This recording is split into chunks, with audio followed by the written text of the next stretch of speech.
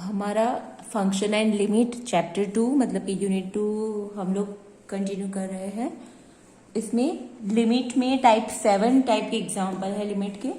तो जो टाइप 7 है वो दो फॉर्मूला पे डिपेंडेंट है। तो ये आपको एक रिजल्ट आपको याद रखना है लिमिट का। Limit n tends to infinity 1 plus 1/n raise to n। और दूसरा रिजल्ट है limit x tends to 0 1 plus x raise to 1/x। Okay, actually दोनों सेम ही रिजल्ट है। यहाँ पे n टेंड्स टू इंफिनिटी है तो 1/n, n यहाँ पे डिनोमिनेटर में है और ऊपर यहाँ पे n न्यूमरेटर पे है। नीचे लिमिट x टेंड्स टू 0 है तो यहाँ पे 1 प्लस एक्स होगा और उसकी पावर 1/x। यहाँ पे 1/n है तो यहाँ पे n है, यहाँ पे x है तो 1/x है।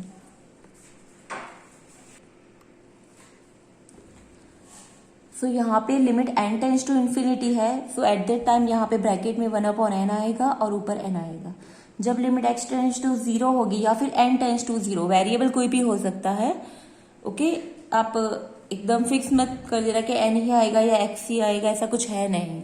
तो यहाँ पे मैंने n और x दो अलग अलग वेरिएबल लिए हैं। या यहाँ पे हो सकता है कि यहाँ पे कभी x भी आया और यहाँ पे कभी n भी आया। तो 1 x टेंड्स टू 0 होगा तब यहाँ पे 1 प्लस एक्स होगा और उसकी पावर में 1/x। अब दोनों का लिमिट पॉइंट मिलेगा e। ओके, ये हमें रिजल्ट साबित नहीं करना है। आपकी बुक में आपको ये विदाउट एनी प्रूफ आपको ये एक्सेप्ट कर लेना है। तो आपको ये रिजल्ट हम लोग अप्लाई करेंगे लिमिट के एग्जाम्पल्स में। सो अब इसके एग्जाम्पल कैसे काम करते हैं आप समझो। Example number 1,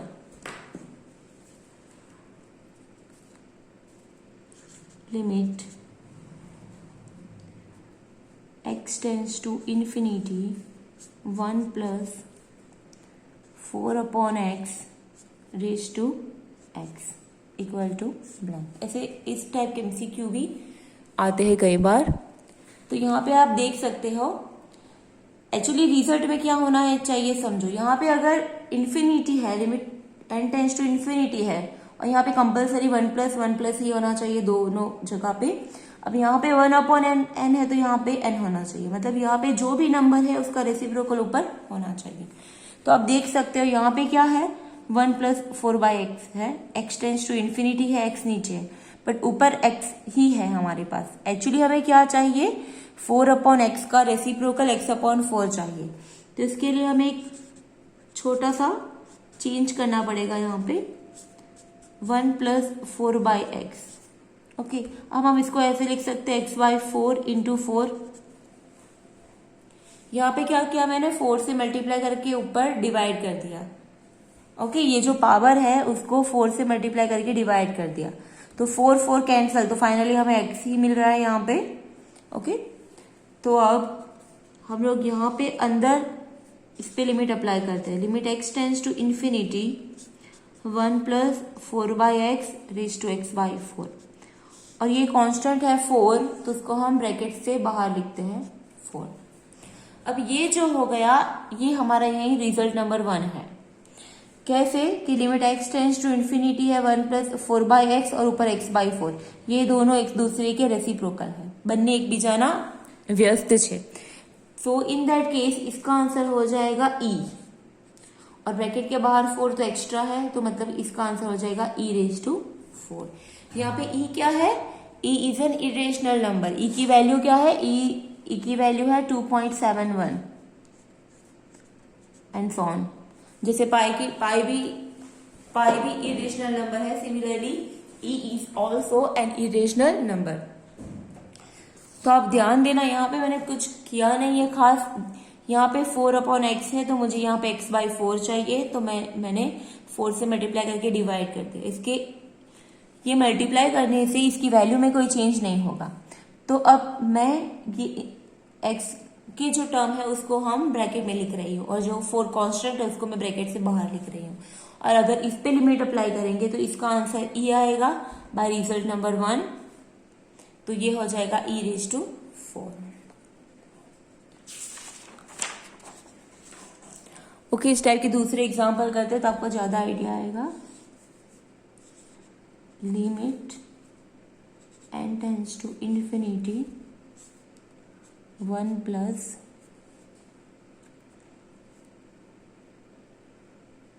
to by 3n into n.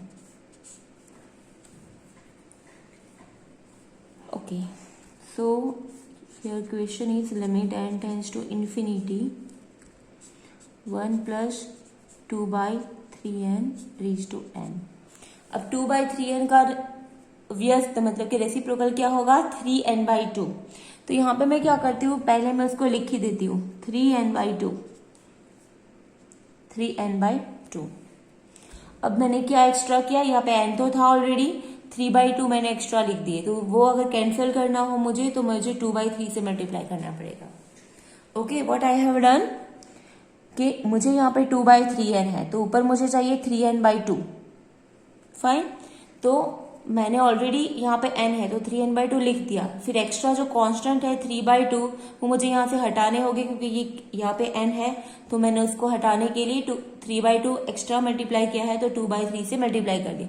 So 2 2 3 3 cancel होके हमें n मिल जाएगा, मतलब हमारी जो मेन क्वेश्चन है वो हमें यहाँ पे वापस मिल जाएगा। तो अब हम इसे ब्रैकेट में लिख देते हैं, limit n tends to infinity 1 plus 2/3n raise to 3n/2 raise to 2/3।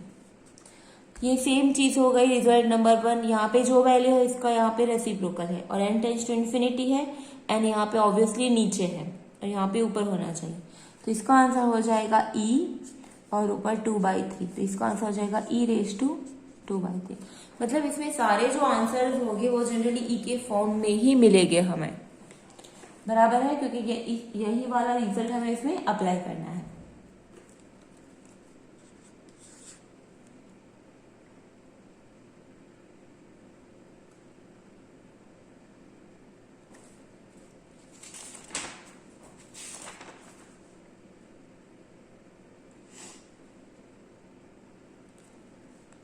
Limit m tends to 0 1 plus m raise to 5/m equal to plan. अब यहाँ पे क्या है, m टेंड्स टू 0 है, फाइन, तो यहाँ पे m न्यूमरेटर में है और यहाँ पे डिनोमिनेटर है, तो ये तो दोनों सेट हो रहा। यहाँ पे हमारा क्वेश्चन ये रिजल्ट देखो, limit x tends to 0 1 plus x raise to 1/x equal to e। अगर x टेंड्स टू 0 है तो यहाँ पे 1 प्लस x होना चाहिए और ऊपर 1/x होना चाहिए, तो सेम रिजल्ट है। यहाँ पे m टेंड्स टू 0 है तो 1 प्लस m और ऊपर 1/m। सो यहाँ पे एक्चुअली मेरे पास 1 प्लस m है और ऊपर मुझे बस 1/m ही चाहिए, तो ये जो 5 है उसको मैं बाहर निकाल देती हूँ।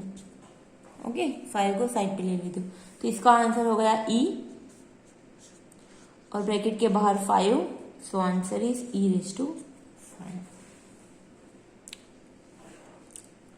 सो इसके एग्जाम्पल्स काफी इजी है।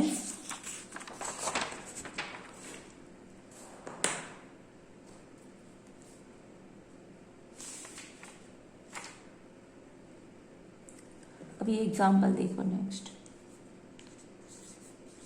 Limit n tends to infinity 1 plus x/n raise to n। अब यहाँ पे आप ध्यान दो, यहाँ पे x भी है n भी है, बट यहाँ पे क्या है कि जो n है वो हमारा वेरिएबल है और यहाँ पे x जो है वो कांस्टेंट है। ओके, क्योंकि यहाँ पे लिमिट n की जगह पे लिखनी है, तो n के सिवा जो भी वेरिएबल्स होगा वो कांस्टेंट कंसिडर होगा। तो यहाँ पे हम इसे ऐसे लिखेंगे, limit n tends to infinity 1 plus x/n। अब इसको मुझे n/x से मल्टीप्लाई करके डिवाइड करना पड़ेगा, x से मल्टीप्लाई करके डिवाइड कर दिया, x कैंसिल, तो फाइनली हमें ये 1 यहाँ पे मिल रहा है। ओके, तो अब मैं इसको ब्रैकेट में ले रही हूँ, limit n tends to infinity 1 plus x/n upon n/x और ऊपर x। यहाँ पे x बस आपको कंफ्यूज करने के लिए लिखा गया है। ओके, यहाँ पे x is behaving like a constant. यहाँ पे x समझो कि कांस्टेंट ही है, तो यहाँ पे x बाई एन ऊपर n बाई एक्स, तो ये हो गया एक दूसरे का रेसिप्रोकल, तो इसका आंसर हो जाएगा e और ऊपर x, so answer is e raise to x।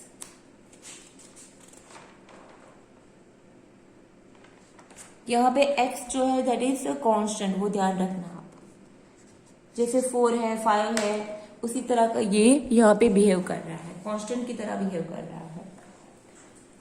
Okay, अब उसमें थोड़े अलग वाले एग्जांपल्स भी है। अब ये आप यहाँ पे n टेंड्स टू इन्फिनिटी आप लोगे तो 1 अपॉन इन्फिनिटी, तो ये हो जाएगा 0, तो यहाँ पे 1 प्लस 0 मतलब 1 रेज टू इन्फिनिटी मिलेगा। तो 1 अपॉन 1 रेज टू इन्फिनिटी भी क्या है, इनडिटर्मिनेट फॉर्म है, इसीलिए हम लोग ये सब कुछ कर रहे हैं। अब यहाँ पे ध्यान से देखो, n की जगह पे इन्फिनिटी रखो तो 1 अपॉन इन्फिनिटी हो जाएगा, मतलब कि ये टर्म हो जाएगा 0। सो 1 प्लस 0 1 की पावर इन्फिनिटी, तो 1 की पावर इन्फिनिटी क्या होती है, 1 रेज टू जो इन्फिनिटी होता है वो क्या होता है, वो भी इनडिटर्मिनेट फॉर्म ही होता है, मतलब कि अनिश्चित स्वरूप, इसीलिए हमें ये सब प्रोसीजर करनी पड़ रही है। चलो अब थोड़े और एग्जांपल देख लेते हैं इसके।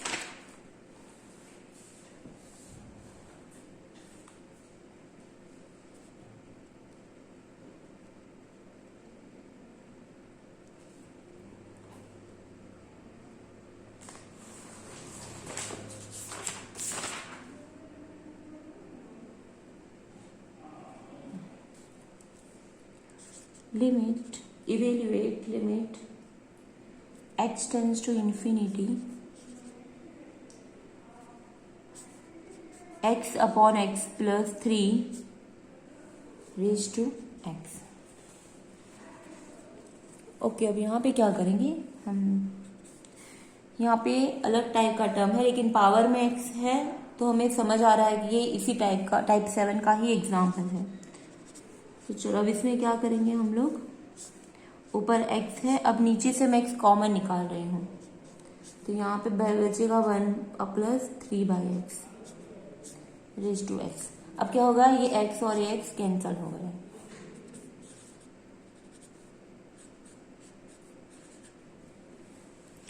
अब ये जो है 1 प्लस 3 बाई एक्स वो हम ऊपर ले जाएंगे,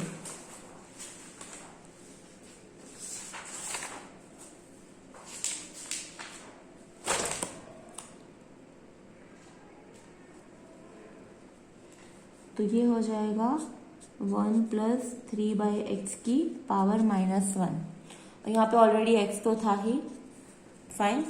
ये मैंने क्या किया, 1 प्लस 3 बाई एक्स को मैं ऊपर ले गई तो उसकी पावर -1 हो गई, और यहाँ पे x तो ऑलरेडी थी, तो यहाँ पे पावर हो गई limit x tends to infinity.